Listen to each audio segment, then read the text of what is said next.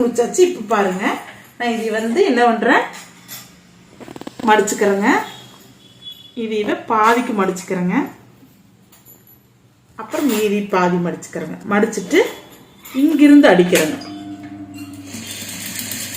ஊக்கு மேலே மட்டும் மிஷின் படாத மாதிரி, ஊசி படாத மாதிரி கரெக்டாக நீங்கள் பொசிஷனாக வச்சுட்டு இந்த மேலே வரபோது கொஞ்சமாக ஜாக்கிரதையாக வந்து இடம் எவ்வளோ அழகாக ஃபினிஷிங்காக இருக்குது பாருங்க. அடிச்சு முடிச்சுட்டு இதை அமுத்தி விட்டுக்குங்க. ஏன்னா ரொம்ப விரிஞ்சிருந்தனால கஸ்டமர் வந்து என்ன ஊக்கு போட்டால் நிற்கவே மாட்டேங்குது அப்படின்னு அது ஒரு கம்ப்ளைண்டாக பேசுவாங்க. நீங்கள் அமுத்தி விட்டுக்குங்க.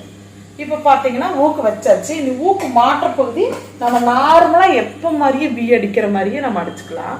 இதை மடிச்சுக்கணும். மடிச்சதுக்கப்புறம் ரெண்டாக மடிச்சுட்டு இங்கே கீழே சமமாக வைக்கணுங்க. வச்சுட்டு 4 இன்ச்சில் மேலிருந்து கொண்டு வந்து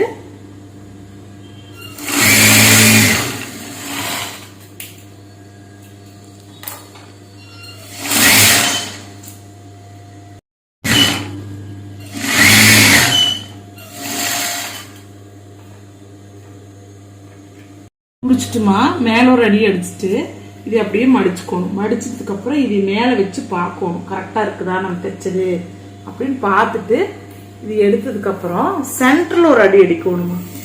அந்த துணி நகராம இருக்கிறதுக்காக நான் சென்டர்ல ஒரு அடி அடிப்பேன்னு இந்த இடத்துல அரை இன்ச் மட்டும் விட்டு இது எக்ஸ்ட்ரா இருக்கிறது கட் பண்ணிட்டு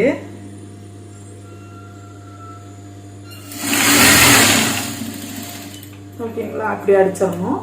அடிச்சதுக்கு அப்புறமா இப்ப இந்த வி வந்து அடிக்கிறதுக்கு முன்னாடி எங்கெங்க நம்ம வந்து ஊக்கு மாட்டி இருக்கிறோம் அப்படிங்கிறதுக்காக குறிச்சுக்கணும்.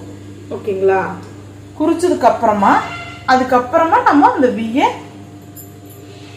அடிக்கணும். ஓகேங்களா,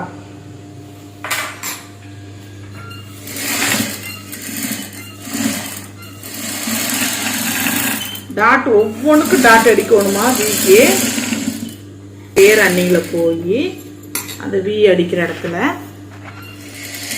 டாட் அடிச்சு கீழே வரைக்கும் இறக்கி விட்டுறணும். இங்கேதான் பொட்டிக்குல வந்து ஐ வைப்பாங்க.